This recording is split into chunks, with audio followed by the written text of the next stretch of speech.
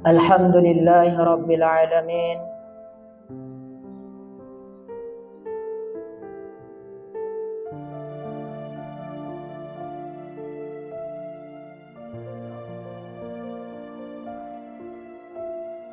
Ad-dunya dalilah wal akhiratu azizah. Kullu innal insana alladhi yuhibbud dunya fahuwa dalil wa man alladhi yuhibbul akhirah fahuwa ajiz. Alladhi khalaqal mauta wal hayata liyabluwakum ayyukum ahsanu amala.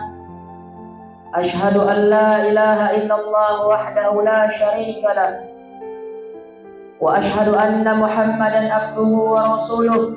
Allahumma salli wa sallim wa barik ala sayyidina Muhammad wa ala alihi wa sahbihi rasulillahi ajma'in.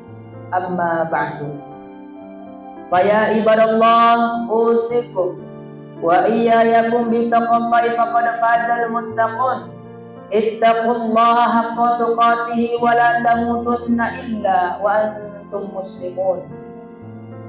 Qala Allah Ta'ala fi kitabihil karim, bismillahirrahmanirrahim, qul in kuntum tuhibbunallah fattabi'uni yuhibbukumullah wa yaghfir lakum dhunubakum wallahu ghafurur rahim. Qala Nabi sallallahu alaihi wasallam fi kitabihil hadits, man ahya sunnati faqad ahabbani wa man ahabbani kana ma'iyya fil jannah. Qala Allah Ta'ala fi hadis qudsi, man 'adali waliyan faqad adantuhu bil harbi. Shadaqallahul 'azim wa sadaqa Rasulullahil karim. Alhamdulillah, jamaah sidang Jumat yang dimuliakan oleh Allah Subhanahu wa taala. Kita bersyukur kepada Allah Subhanahu wa taala. Kita tingkatkan kualitas ketaatan dan ketakwaan kita kepada Allah Subhanahu wa taala dengan arti taat dan takwa yang sebenar-benarnya, yakni dengan cara menjalankan apa yang telah diperintahkan oleh Allah Subhanahu wa taala dan menjauhi apa yang telah dilarang oleh Allah Subhanahu wa taala. Dari segi amalan yang kita ketahui pahala banyak, sedikit ataupun tidak adanya, dari kita ketahui bahwa semua amalan-amalan yang diperintahkan oleh Allah pasti akan ada manfaatnya, baik dari segi kehidupan kita di dunia ataupun di akhirat nanti. Dari segi pahala, bahkan Allah Subhanahu wa taala menjaga kita bagi kita yang ingin menjaga perintahnya Allah Subhanahu wa taala. Rasulullah akan jaga kita bagi kita yang ingin menjaga sunnahnya Rasulullah sallallahu alaihi wasallam. Maka dengan ini khatib berkata kepada jamaah, marilah kita tingkatkan kualitas ketaatan kita kepada Allah Subhanahu wa taala, karena tak ada keuntungan yang lebih besar di dunia ataupun di akhirat. Akhirat yang begitu besar saja tak ada keuntungan yang lebih besar melainkan kita taat kepada Allah Subhanahu wa taala, melainkan kita mendapatkan keridhaan Allah Subhanahu wa taala. Tak akan mungkin Allah meridai suatu hamba apabila hamba itu tak taat kepada Allah. Tak akan mungkin seorang hamba Allah masukkan ke dalam surga apabila seorang hamba itu tak taat kepada Allah. Tak akan mungkin seorang hamba Allah jaga, Allah hindari dari dosa-dosa jika hamba itu tak ingin menjaga dirinya sendiri dari dosa-dosa. Tak akan mungkin Allah Subhanahu wa taala memberikan hidayah kepada seorang pendosa, kepada seorang pezina, kepada seseorang yang sering mabuk-mabukan jika dia tak ingin dalam hatinya berniat untuk memperbaiki dirinya. Wa innamal likulli imri'in ma nawa. Kita hanya bisa mendapatkan apa yang kita niatkan dan yang kita inginkan. Sedangkan sesuatu hal yang mustahil akan kita dapatkan jika kita tak berniat ingin mendapatkannya. ada seseorang yang sudah jahat puluhan tahun, yang hidupnya tak tahu arah, yang kehidupannya tak tahu mana yang baik lagi. Dia tak menemukan sisi kebaikan di dalam hidupnya, tetapi di akhir hayatnya mampu mengucapkan kalimat la ilaha illallah.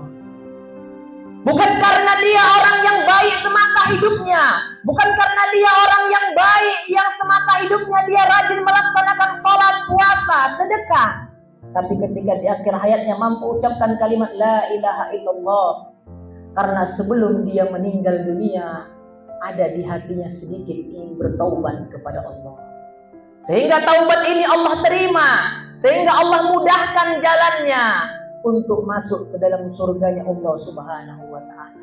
Dan di sisi lain ada seorang saudara kita yang beribadah puluhan tahun, tak tinggal sholatnya, tak tinggal tahajudnya, tak tinggal puasanya, tapi di akhir hayatnya mati dalam keadaan kufur kepada Allah, mati dalam keadaan tidak bersyahadat kepada Allah, mati dalam keadaan tidak beriman kepada Allah.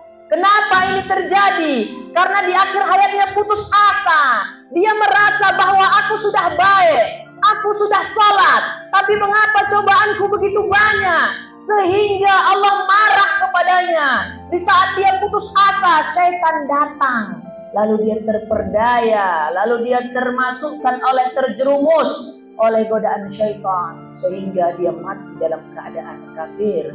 Maka hadirin yang mulia, kita tak tahu akhir hidup kita bagaimana. Semua orang saat ini sibuk memperindah rumah, sibuk mempercantik diri, sibuk mencari jabatan, sibuk mencari uang, sibuk memikirkan kehidupan yang baik. Apapun caranya, segala hal yang haram dihalalkannya, segala hal yang susah dianggapnya mudah, asalkan kehidupannya baik dalam segi materi ataupun jabatan. Tapi dia lupa bagaimana cara mati yang baik. Dia lupa bagaimana cara memikirkan mati, kehidupan setelah alam dunia ini. Dia lupa bagaimana cara memikirkan kehidupan, apa yang akan dibawanya nanti di hari kiamat atau di hari akhir nanti, atau di akhirat nanti. Hadirin jamaah Jumat yang dimuliakan Allah Subhanahu wa ta'ala, saat ini di Indonesia, di negara kita tercinta, sesama-sama kita setelah menyaksikan berita di mana-mana bahwa telah terjadi banyaknya gempa bumi, banyaknya tsunami, banyaknya tanah longsor, banyaknya kejadian-kejadian yang aneh-aneh. Kita tak perlu membahas belasan tahun yang lalu, bahkan puluhan tahun yang lalu. Kita bahas dari tahun 2022 di awal bulan. Di awal bulan mungkin kita sudah merasakan, di tahun 2022 bulan Januari kita sudah pernah mengetahui bahwa ternyata ada gempa bumi terjadi di Jawa dan terjadi lagi dan setelah itu terjadi di bulan Maret terjadi di Papua, dan setelah itu April terjadi pula di Maluku atau di Lampung. Maka sampai saat ini banyak gempa bumi yang tak bisa kita sebutkan satu persatu, sebab khatib pun tak ingat.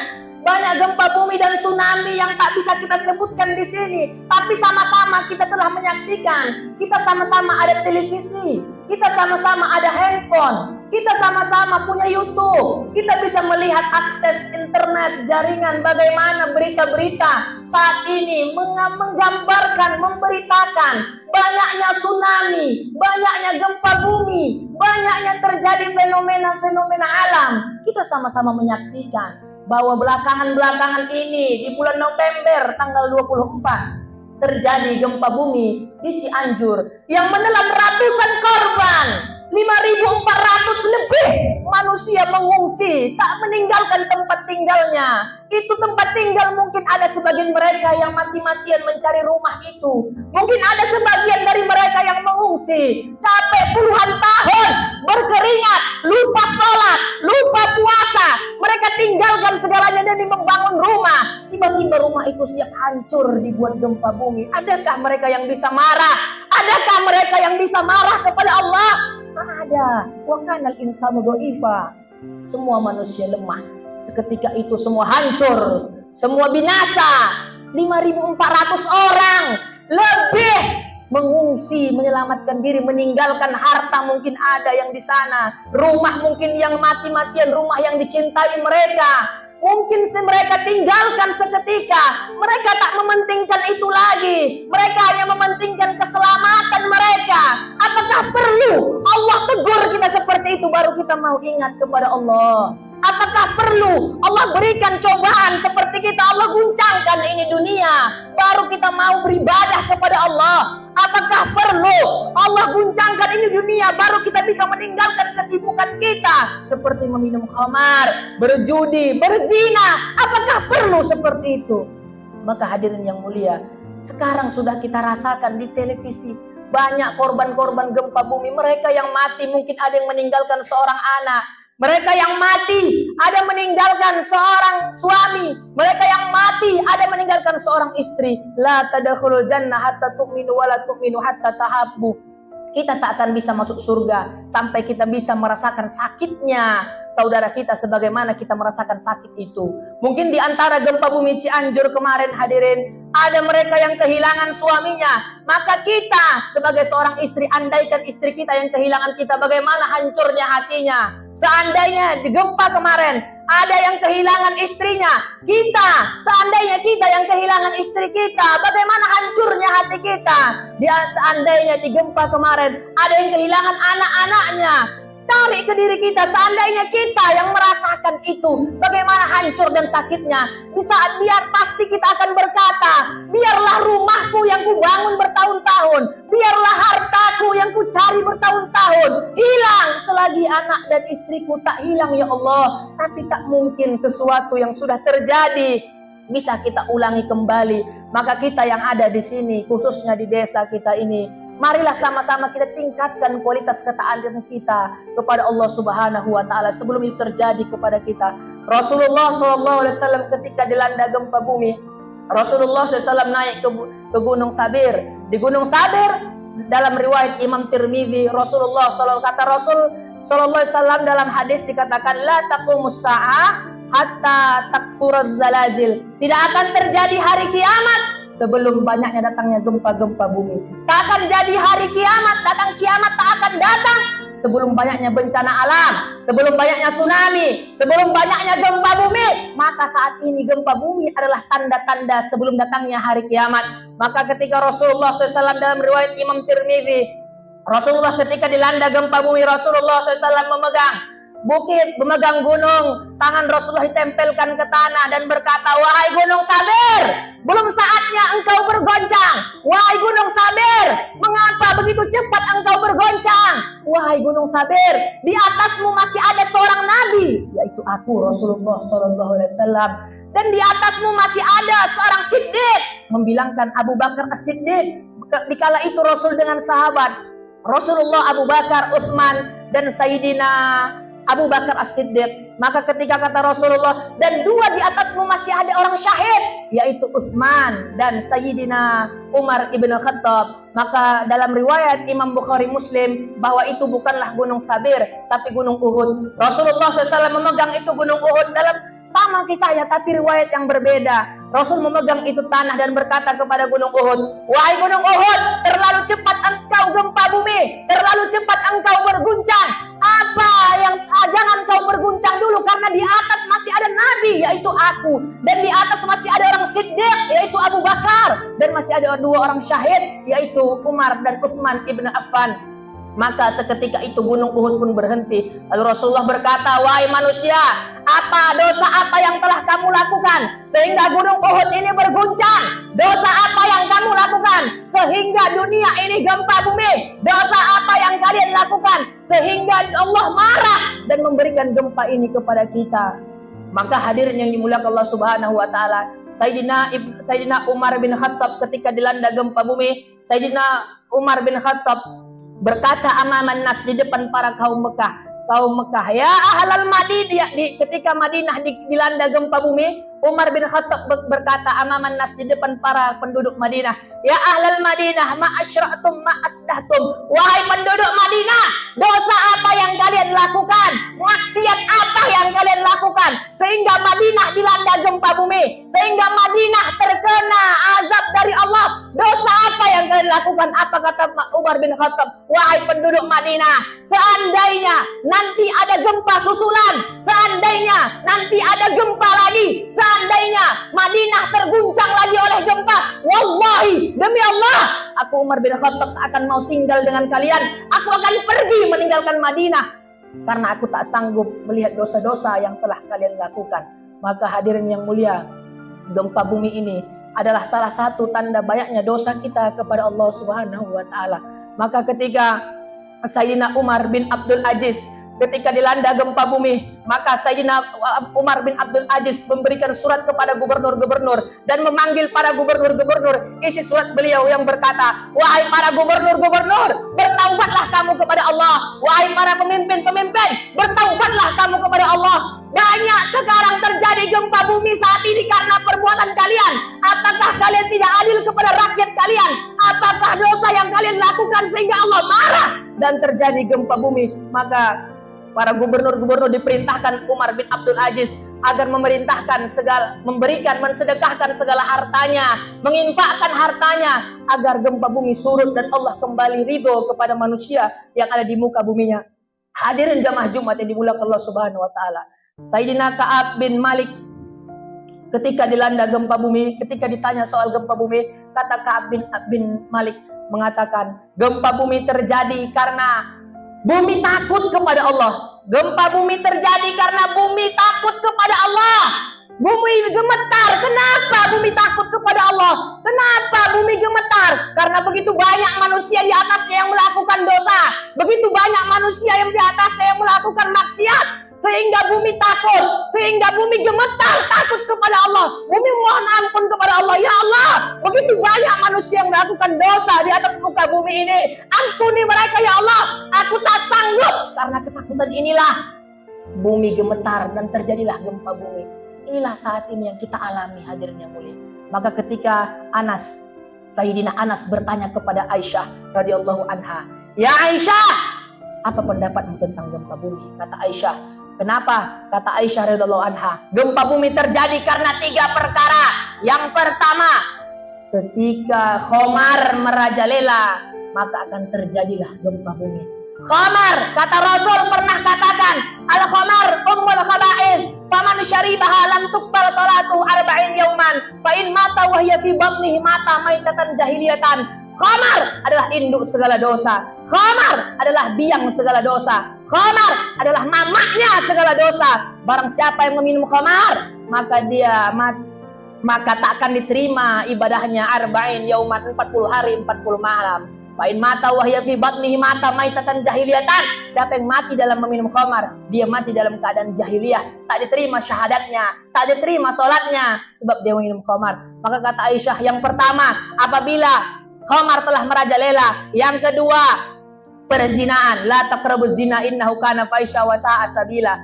Ketika zina juga merajalela, maka ini juga penyebabnya gempa bumi. Yang ketiga kata Aisyah ialah musik DJ yang sering kita dengar di handphone kita, di televisi kita. Begitu banyak lagu yang diperbolehkan oleh ulama kita, walaupun khilafiyah, berbeda pendapat, tapi ada lagu. Sekiranya kita suka dengan lagu, kita pilihlah lagu yang diperbolehkan oleh alim ulama kita. Tapi kita memilih DJ yang tak berkepentingan, tak ada maksud, yang mengundang syahwat. Maka la yakunanna min ummati aqwamun yastahilul hira wal harira wal khamr wal ma'azif. Kata Rasul, ada 3 perkara nanti di akhir zaman yang haram tapi dihalalkan. Yang malu zaman dulu melakukannya, sekarang terang-terangan. Yang pertama ialah khamar, yang kedua alat musik, dan yang ketiga ialah perzinaan. Maka kata Sayyidina Aisyah, itulah ketika 3 ini sudah merajalela, ketiga-tiga ini, khamar, zina, dan alat-alat musik tadi, dibuat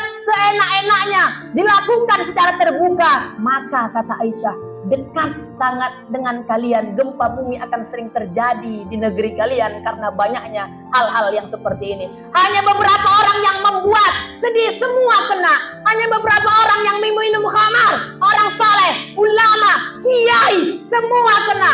Hanya beberapa saja yang berzina, tapi semua orang terkena. Hanya beberapa orang yang mendengarkan musik yang haram, tapi semua orang terkena apabila gempa bumi diturunkan oleh Allah Subhanahu wa taala. Maka Anas berkata kepada Aisyah, "Ya Aisyah, gempa bumi itu bencana, gempa bumi itu bala atau nasihat?" Maka kata Aisyah radhiyallahu anha, bagi orang yang beriman, bagi orang yang taat kepada Allah, gempa bumi adalah nasihat. Bagi orang yang taat kepada Allah, gempa bumi adalah rahmat. Bagi orang yang taat kepada Allah, gempa bumi adalah sesuatu ujian dari Allah Subhanahu wa taala. Tapi bagi orang-orang kafir, bagi orang-orang munafik, bagi orang-orang yang suka bermaksiat kepada Allah, gempa bumi adalah bala, gempa bumi adalah bencana, gempa bumi adalah azab bagi mereka. Maka hadirin yang dimuliakan Allah Subhanahu wa taala, untuk itu marilah sama-sama kita yang hadir di sini mengislah diri kita kembali, memperbaiki diri kita kembali. Kita belajar dari negeri kita, negeri sebelah kita, yaitu Brunei Darussalam. Dari awal sampai saat ini kita hidup di dunia ini, cari di internet, cari di YouTube, pernahkah Brunei Darussalam terkena gempa bumi? Tidak pernah sekalipun, saudara. Sekalipun tidak pernah Brunei Darussalam terkena gempa bumi. Kenapa? Kita harus belajar dari mereka. Apa kata pemerintahan mereka? Kenapa Brunei tidak pernah terkena gempa bumi? Yang pertama, karena Brunei memegang erat agama Islam. Brunei mencegah kemungkaran. Brunei menomorsatukan hukum Islam. Brunei menomorsatukan Allah, sehingga dengan ketaatan warga-warga Brunei Darussalam sampai saat ini gempa bumi belum pernah terjadi di Brunei Darussalam. Ini yang harus kita pikirkan. Mengapa di negeri kita tercinta banyak? Maka hadirin yang mulia, sedikit tentang Cianjur kemarin. Setelah gempa bumi kemarin diselidiki, ternyata lebih dari 1.000 orang LGBT, laki-laki suka dengan laki-laki, perempuan suka dengan perempuan, telah merajalela di Cianjur. Sehingga apa? Allah marah, Allah murka, Allah mengazab mereka, mereka yang melakukan dosa. Semua orang terkena imbasnya. Maka inilah kewajiban kita untuk mencegah. Inilah kewajiban kita untuk mencegah. Seandainya kita mengatakan kepada saudara kita, jangan kau meminum khamar, itu haram, itu membuat bencana dari Allah. Apa dia katakan? Ini dosaku, ini hidupku, ini urusanku. Aku mati, aku sendiri yang mati, aku sakit, aku yang merasakan. Memang kau yang merasakan, memang itu hidupmu. Tapi sekiranya Allah marah, Allah benci kepada kita, Allah kasih gempa bumi, bukan hanya kau yang kena, tapi aku dan anakku dan istriku dan semua keluargaku juga akan merasakan kenanya itu. Maka inilah Rasul pernah peringatkan kita, man ra'a minkum munkaran falyughayyirhu biyadihi fa illam yastati' fa bilisanihi fa illam yastati' fa biqalbihi wa dzalika ataful iman. Maka ketika kita melihat kemungkaran dilakukan di depan kita, cegahlah dengan kedua tangan kita. Apabila kita tak mampu mencegahnya dengan kekuatan kita, maka cegahlah dengan mulut kita. Dan apabila kita tak mampu, maka cegahlah dengan hati kita. Benci bahwa itu adalah perbuatan yang dibenci oleh Allah Subhanahu wa taala. Maka hadirin jamaah Jumat yang dimuliakan Allah Subhanahu wa taala, semoga khutbah yang singkat ini menggugat hati kita, menggugat keimanan kita bahwa sesungguhnya hidup di dunia ini tak lama. Sekiranya kita sedih, sedih pun sebentar. Sekiranya kita susah, susah pun sebentar. Sekiranya kita menahan keenaan-keenaan dunia, itu tahanan kita pun cuma sebentar. Sekiranya kita berusaha untuk tidak mengerjakan yang haram, yang menurut kita enak, sebentar saja kita rasakan itu sakitnya, payahnya, susahnya, mujahadahnya, demi kebahagiaan yang selama-lamanya, yaitu di akhiratnya Allah Subhanahu wa taala. Tapi ketika di akhirat nanti, ketika kita susah, kita akan susah selama-lamanya. Ketika kita senang di akhirat, kita akan senang selama-lamanya. Tinggal kita pilih dan renungkan di hati kita. Kita pilih yang mana? Bahagia sesaat atau bahagia selamanya? Senang sesaat atau senang selamanya? Susah sesaat atau susah selamanya? Percayalah hadirin jamaah Jumat, jika di hati kita tak ingin memperbaiki diri, tak ingin berhijrah, tak ingin meninggalkan sesuatu yang haram-haram, tak mungkin kita bisa meninggalkan itu sampai kita mati. Tak akan bisa kita tinggalkan, sebab Allah tak mau seperti itu. Tapi ketika kita berusaha meninggalkan itu semua, walaupun susah, walaupun payah, walaupun mujahadah, insya Allah Allah selalu bantu kita dan berikan jalan kepada kita, sehingga kita ada kekuatan di setiap meninggalkan perbuatan dosa dan maksiat. Insya Allah, semoga kita yang hadir di sholat Jumat kali ini, kita mendapatkan rahmat dan ampunan dari Allah. Dan kita bukan hanya dipertemukan di masjid ini, tapi juga dipertemukan di surganya Allah Subhanahu wa taala. Barakallahu wa lakum fil Qur'anil azim wa nafa'ani wa iyyakum bima fihi minal ayati wa dzikril hakim wa taqabbal minni wa minkum tilawatahu innahu huwas samiul alim wa qur rabbighfir warham wa anta arhamur rahimin.